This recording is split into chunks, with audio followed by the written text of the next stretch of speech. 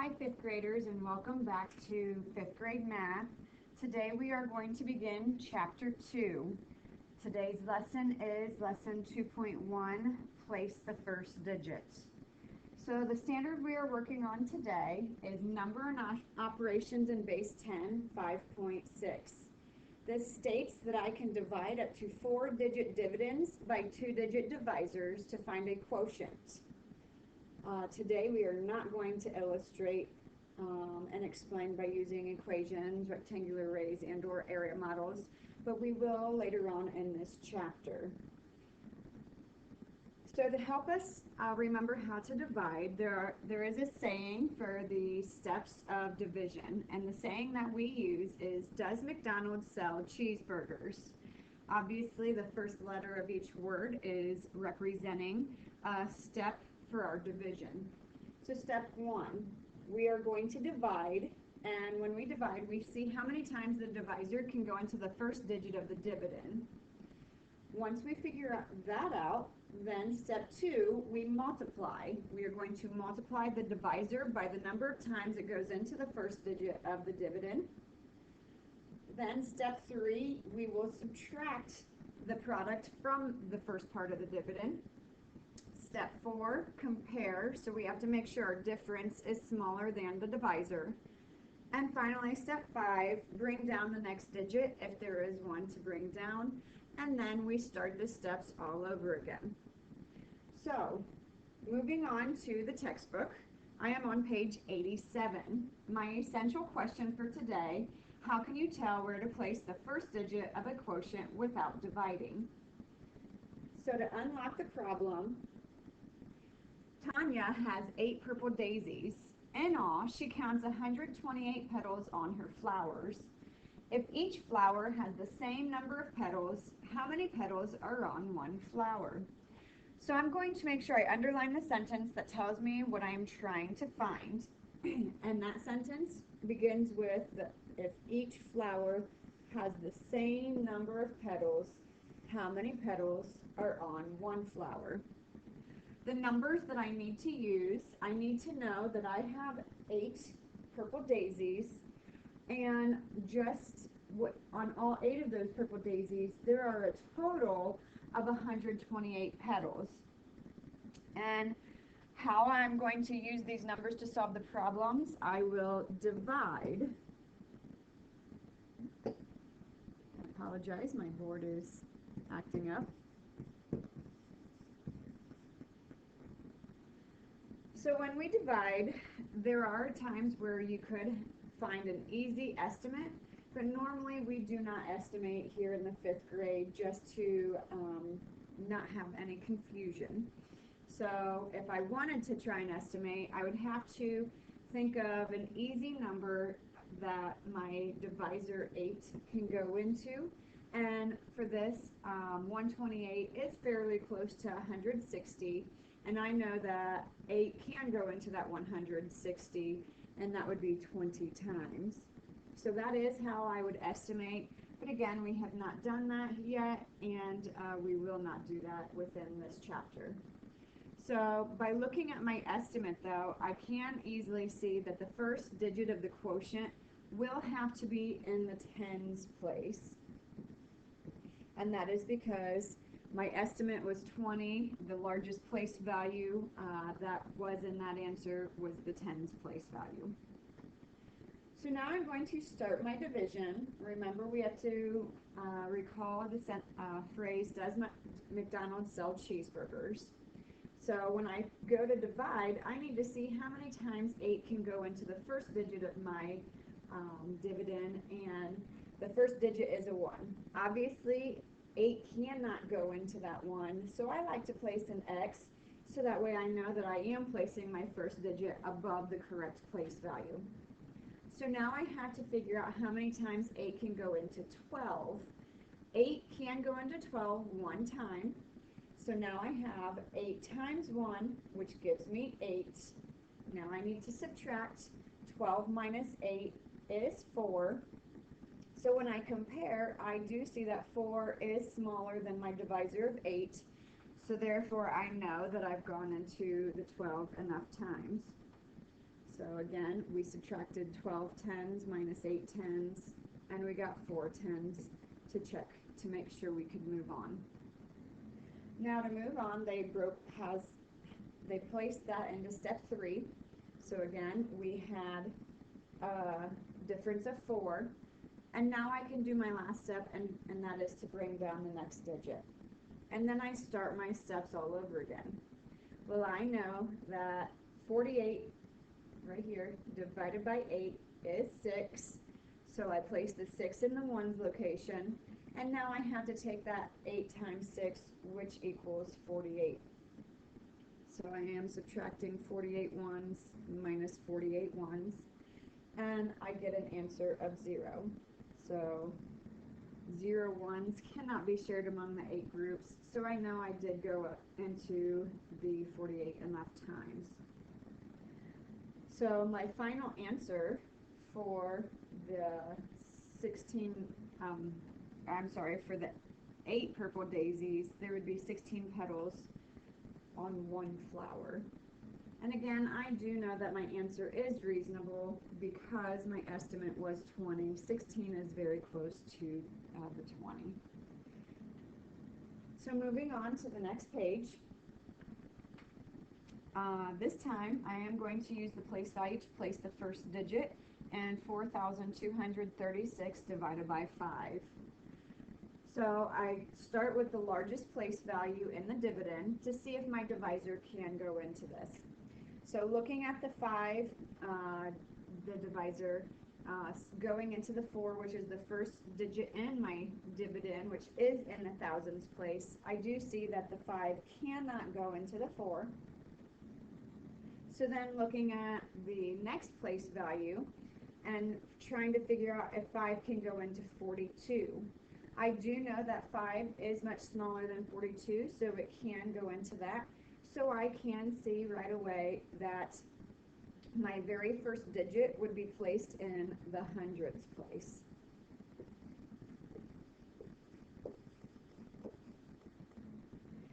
So now I have to figure out how many times 5 can go into 42 hundredths. So that I am going to move on to step 2. So I know that 5 can go into 42 8 times. So now I have to multiply the 5 times 8, which does equal 40. 42 minus 40 is 2. I'm going to check, and I do know that 2 is smaller than 5, so I did go into the 42 enough times.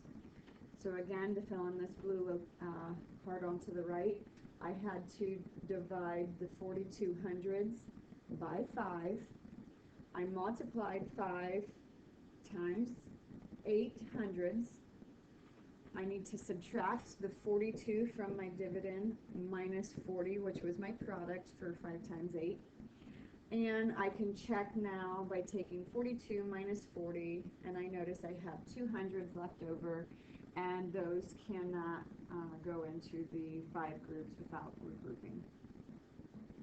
So now moving on to step 3, they went ahead and they solved the next part. So I see that they dropped down the 3, and they divided 23 by 5. We know that 5 can go into 23 4 times, so then they wrote the product of 20. So now I have 23 minus 20 to get a difference of 3. And to check, I do know that 3 is smaller than 5, so I did go into that part of the dividend enough times. So I just did 23 divided by 5. I multiplied 5 times 4, and then I had to subtract 23 minus 20, and to check, I had 3 left over, and the 3 cannot go into the divisor. It is smaller than it. Now, step 4, bringing down the next digit from my dividend, which was the 6. So now I am taking 36 divided by 5. And I know that 5 can go into 36 7 times, so I'm going to multiply 5 times 7. And I know that 5 times 7 does equal 35, so now I have to subtract 36 minus 35. And then I have to check. So after I subtract, I see that I have 1 left over, and I do know that 1 is smaller than my divisor 5. So that means I know that I will have a remainder, and I did go into the 36 enough times.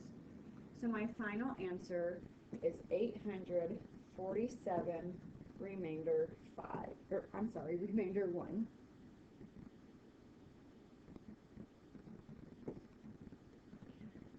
Now, to help you remember, if you cannot recall when I'm talking about dividend, the divisor, and then the quotient, just remember that if I have a long division problem, the inside number is the dividend, the outside number is my divisor, and my answer is the quotient. There are times where you will have a remainder today as well. Moving on to page 89, under the share and show, these are a lot like our homework questions that we will be solving for today. So I'm just going to continue to use my Does McDonald's sell cheeseburgers as I try to place my first digit. So for 457 divided by 4, I need to see how many times my divisor of 4 can go into the first digit in my dividend. So the first digit is a 4, and I do know that this is located in the hundredths position. So 4 can go into 4 one time, so my first digit was placed in the hundredths place, and now I can multiply. 4 times 1 is 4. Subtract 4 minus 4 is 0. Check or compare, my 0 is smaller than 4, so I can bring down the next number from my dividend. So now I have to start my steps all over again. 4 goes into 5 one time again. 4 times 1 is 4. Subtract 5 minus 4 is 1. Compare, 1 is smaller than my divisor of 4, so I can bring down my last digit. Starting the steps over one more time. 4 does go into 17 4 times. 4 times 4 is 16. 17 minus 16 is 1. Compare, 1 is smaller than 4, so I do have a remainder of 1. So my final answer, 114 remainder 1. Moving on to number 2. Again, does McDonald's sell cheeseburgers? So trying to place the first digit, I have to see, can my 5, the divisor, go into the first digit in my dividend, which is 1. So I do know that 5 cannot go into 1, so I'm going to place an X above it. And now I'm going to move on to the second digit in my dividend. So now I have to figure out how many times, or if 5 can go into 10. And I do know that 5 can go into 10. It is smaller than 10. And I do know that that is 2 times. Again, I did place my first digit in the hundreds place. So I do know that my answer will be in the hundreds. So now 5 times 2 is 10.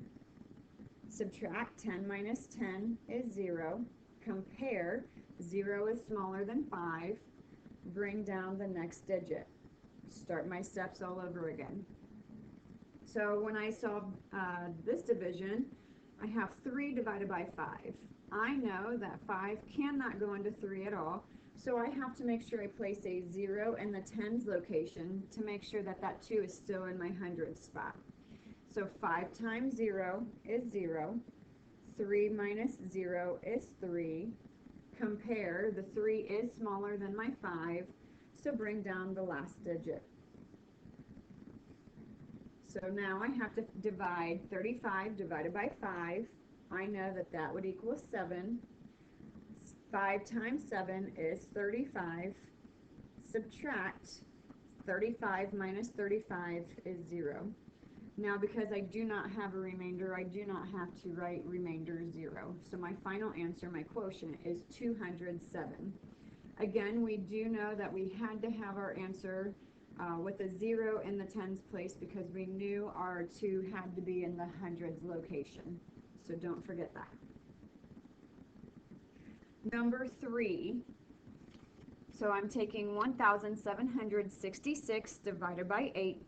My first step is to do 1 divided by 8. I know that that cannot be done, so I'm placing the X above the 1 in the thousands location.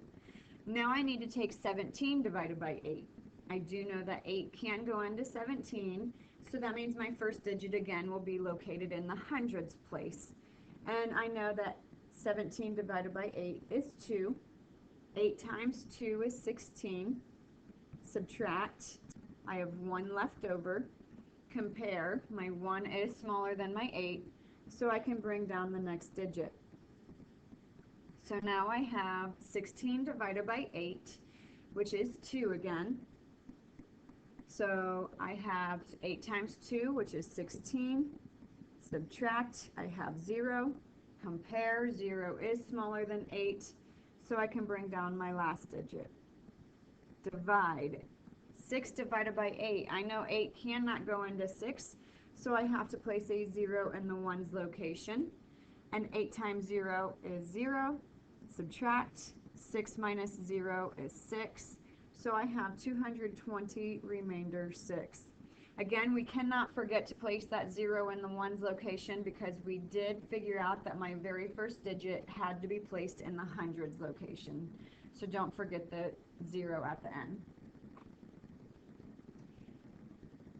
So at this point of the video, you should pause it, try to complete 4 through 7 on your own, and then you can go ahead and restart the video and compare your answers with the answers that I place on the board.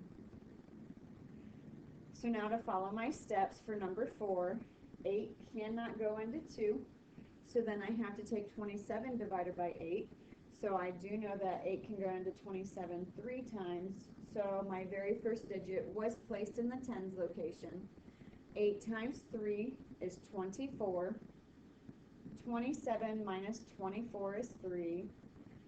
3 is smaller than 8 to compare it, so that means I should be good. I can bring down my next digit. So now trying to do 35 divided by 8. Thinking of how many times 8 can go into 35, I do know the closest I can get is 4. 8 times 4 is 32. Subtract. 35 minus 32 is 3. So I have the final answer of 34, remainder 3. It is very important to make sure you are placing the digits of your quotient above the proper location of your dividend, so that way when you place that first digit, it stays in the place value that it's supposed to be in. Number 5, divide 468 by 3. 3 can go into 4 1 time, so I did place my very first digit in the hundreds place. 3 times 1 is 3. Subtract, that leaves me with 1. Compare, 1 is smaller than 3, so I can bring down my next digit. So now I'm dividing 16 by 3. 3 can go into 16 5 times. 3 times 5 is 15. Subtract. 16 minus 15 is 1. Bring down the next digit, which is the 8. So now my final step is to do 18 divided by 3, and I know that that is 6. 6 times 3 is 18, so subtract 18 minus 18, which is 0. So my answer, or my quotient, is 156. Number 6, 3,220 divided by 4. So starting with my first step, 3 divided by 4 I cannot do, so I'm placing an X above the thousands location. Now to go on, 32 divided by 4. I do know that 4 can go into 32 8 times, so my very first digit was located above the hundreds place, so I know my answer will be in the hundreds. So 4 times 8 is 32. 32 minus 32 is 0. I'm going to compare. 0 is smaller than 4, so bring down my 2 and start the steps over. 2 divided by 4 I cannot do, So that means I have to have a 0 in the tens place. 4 times 0 is 0. Subtract 2 minus 0 is 2. Compare 2 is still smaller than 4, so I have to bring down the next digit. So now to do the final step, 20 divided by 4 is 5. 4 times 5 is 20. Subtract, that leaves me with 0.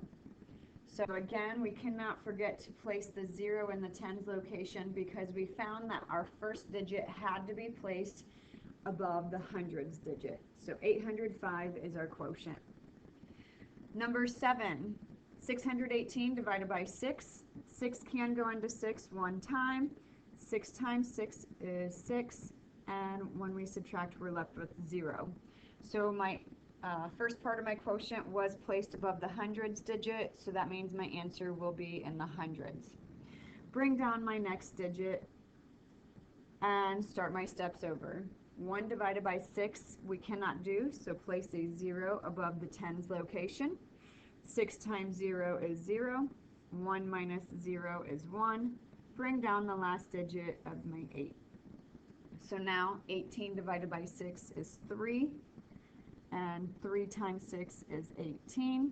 Subtract, and that leaves me with 0. So my quotient is 103.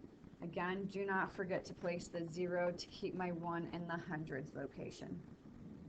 So it would be good practice for you to do a few more problems. You can check some of these problems with a calculator.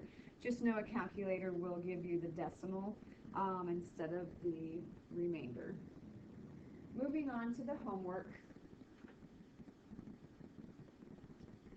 The questions that you will be assigned for homework for today are questions 2, 4,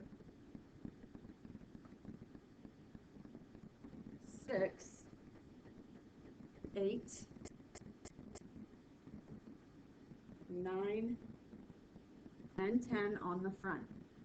Now obviously they have 2 and 4 set up for you as the long division problems. However, if you cannot write that small, please make sure you are rewriting your numbers.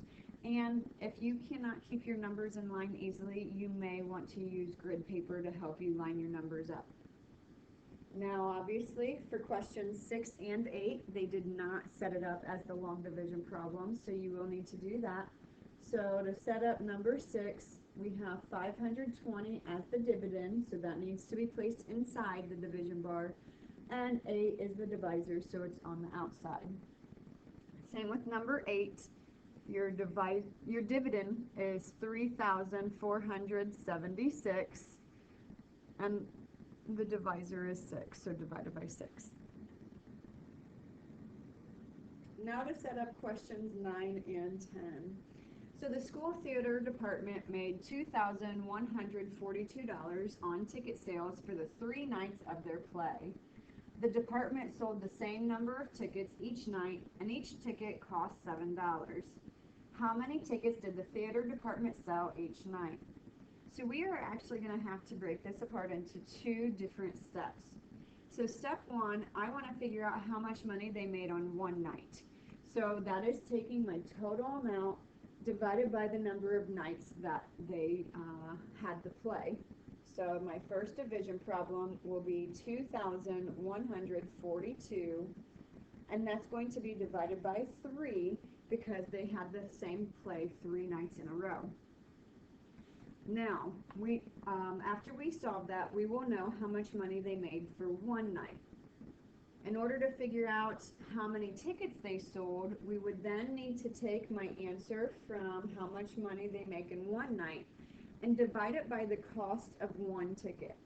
So you will take this dividend, or this quotient, place it in your dividend, and then divide that answer by 7 to figure out the total number of tickets that were sold. If you have questions on this one, please let one of us know. Moving on to number 10, Andreas made $625 mowing yards. He worked for 5 consecutive days and earned the same amount of money each day. How much money did Andreas earn per day? So again, I know that this is a division problem because of my lesson that we're doing today, but because I know the total amount of money that he earned, I can take my total and divide it by the 5 days that he earned this money to figure out how much money he was able to earn each individual day. So 625 divided by 5. On the back of this homework assignment, page 92, we will be doing all of the questions. So for question number 1, Kenny is packing cans into bags at the food bank. He can pack 8 cans into each bag. How many bags will Kenny need for 1,056 cans? Again, because I know the total number of cans, that is my dividend. And I'm going to divide it by how many cans can go into one bag, which was 8. So when I take 1,056 divided by 8, that will tell me the number of bags that he will need. Number 2, Liz polishes rings for a jeweler. She can polish 9 rings per hour. How many hours will it take her to polish 315 rings? So the total number of rings is my dividend, so 315. And how many rings per hour is my divisor, so 9. So when I divide 315 by 9, this would tell me the number of hours it will take her. Moving on to the spiral review, Fiona uses 256 fluid ounces of juice to make 1 bowl of punch. How many fluid ounces of juice will she use to make 3 bowls of punch? So for this one, I know that I need to find the total number of ounces that she will have. So I have 1 bowl, which is 256, times 3 bowls that she will be making, and that will give me the total number of fluid ounces she will need to make. Number 4, Len wants to write the number 100,000 using a base of 10 and an exponent. What number should he use as the exponent? So they're saying that our base is 10. So we know that it'll be 10 to a certain power. So you just need to tell me what the exponent is. So your final answer that you type into Schoology will be this number located right here as your exponent. So remember to count the number of zeros to help you figure out what your exponent would be. Moving down to number 5. A family pass to the amusement park costs $54. Using the distributive property, write an expression that can be used to find the cost in dollars of 8 family passes. So we know our true multiplication problem, we would have to take the 8 family passes times the $54 that one pass costs. To help us create that distributive property answer, I know that I would have 8 times the value of the 5 is 50, plus the value of my 4 is obviously 4. Now for the step that you will have to select for your answer on Schoology will be where you have the 2 sets of parentheses. Obviously the first set of parentheses will have the 8 and the 50. The second set of parentheses will have the 8 and the 4. And you will need to select which one has the correct operations. So obviously, if you need help with the distributive property, that was lesson 1.3 in your chapter 1 book.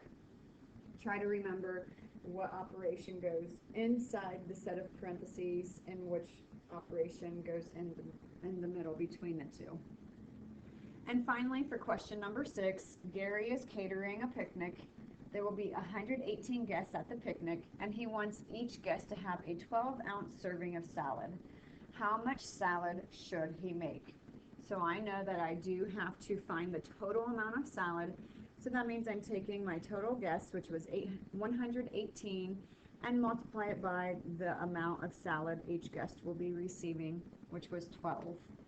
If you have any questions over this lesson, please don't hesitate to contact us. We are more than willing to help you out. Thanks, guys.